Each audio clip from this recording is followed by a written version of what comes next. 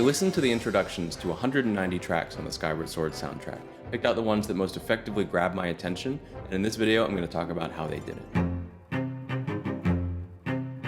Hey everybody, welcome back to the channel. My name is Ryan, I've written music for Netflix and Disney, and this is where I talk about the craft of writing music. I'm pretty excited about the release of Skyward Sword on the Switch. I grew up playing games like A Link to the Past, and Link's Awakening, and I've spent way more hours in Breath of the Wild than I would ever publicly admit. But I've never actually played Skyward Sword. So since Skyward Sword is the introduction to the Legend of Zelda story, I thought it would be appropriate to make this video about introductions. I went through the whole soundtrack and picked out 9 to talk about. I'm going to start by breaking them into 3 basic categories of gestures, crescendos, and vamps. And then we'll look at some more complex introductions that combine those different elements. A gesture introduction is where you have a little lick or fill that's not part of the main song.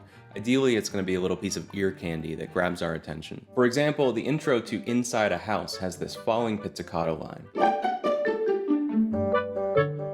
It's a nice little gesture, but I think there are 2 little things that actually give it an extra edge. The first note has this little grace note lifting into it, which is one of those things I was talking about that grabs your ear because it accents the very first thing we hear. Something else that's interesting is that the first note of the gesture is on an offbeat. The majority of music we hear starts on a solid downbeat, the first beat of the measure, so starting here on an offbeat adds some lightness to the intro and actually makes the destination of the main theme feel even more solid in contrast.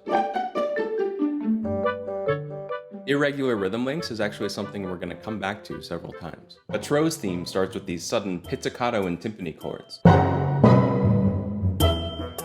They're loud, and the fact that they're quick, so there's a little bit of space between the notes, really helps to make them stand out. Notice the basses also have this little descending fill into the downbeat, which just so happens to start on an offbeat. Now let's look at some examples of crescendos, which is where we go from quiet to loud. The opening theme starts with this dramatic hit and then immediately drops down before building back up.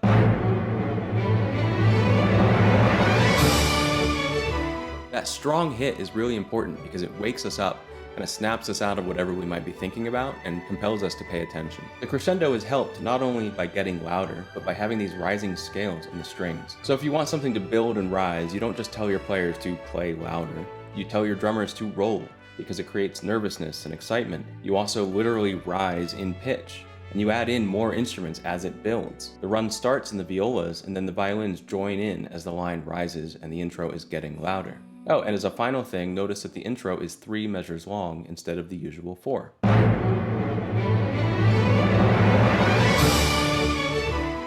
The intro to Feyror's Courage does a few similar things. It has these rolling drums to build anticipation. It stacks instruments as the crescendo builds in what we'd call a pyramid. But what it does differently is grab our attention with this piccolo trill, which is really high and shrill. Then the whole thing comes to a stop for a brief moment, and the silence is this powerful moment before the main theme begins.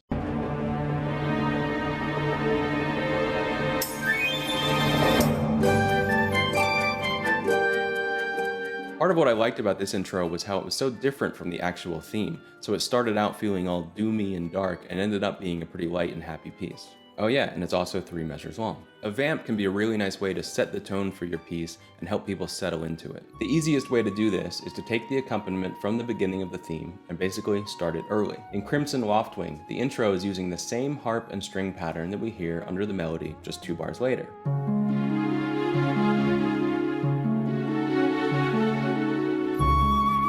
But to make it a little more interesting, the vamp is not exactly the same as the first 2 bars of the melody. While the second chord in the melody is 4 major, for the intro we have 4 minor, which gives it this mysterious and slightly sad touch. Usually when you do a vamp, I think it's better to have some sort of foreground material that won't be there when you play your main melody, especially if your accompaniment is a bit empty feeling without anything on top. In Ballad of the Goddess, we have this rocking strings pattern, as well as a high pizzicato pluck, and both of those things are not there anymore once the melody starts. And instead of using the chord progression from the theme, it just holds down the 1 chord the whole time.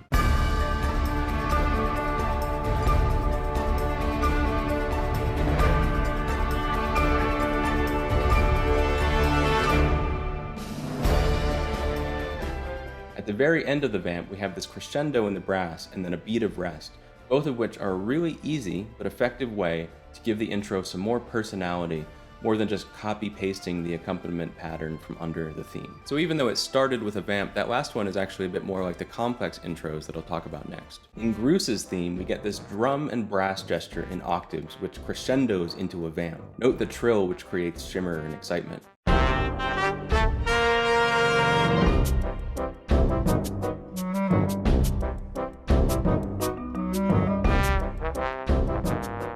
Although the accompaniment pattern here is the same as what comes in the theme, the gaps are filled with this little clarinet figure, which isn't there anymore once the melody starts. It's another one of those ways to make the composition feel crafted and not just like we're stacking layers as time goes on. The Sky has a similar intro with a crescendo into a vamp.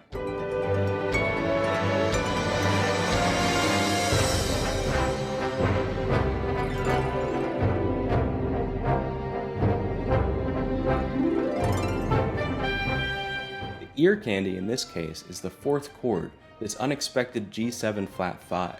The C sharp in the melody makes us feel like we're in the Lydian mode, and so unconsciously our ear is already expecting there to be an F sharp. So when we get this F natural, it sounds really dissonant, and it manages to break our expectations even though we've hardly had any time to expect anything. We then go into a vamp that is roughly the same as the accompaniment pattern under the theme, but the harp is a bit busier to fill in the space.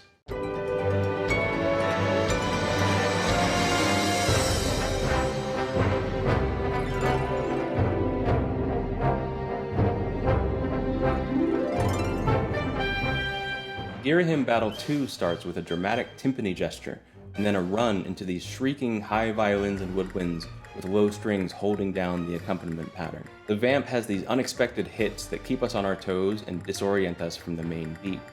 Worth noting that the timpani gesture is only 1 measure long.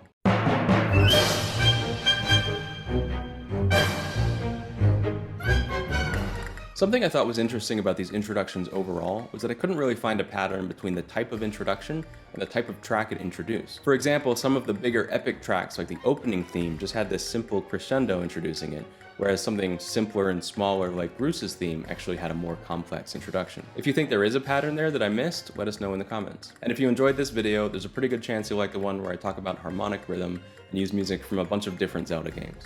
Thank you so much for watching, and I'll see you in the next one.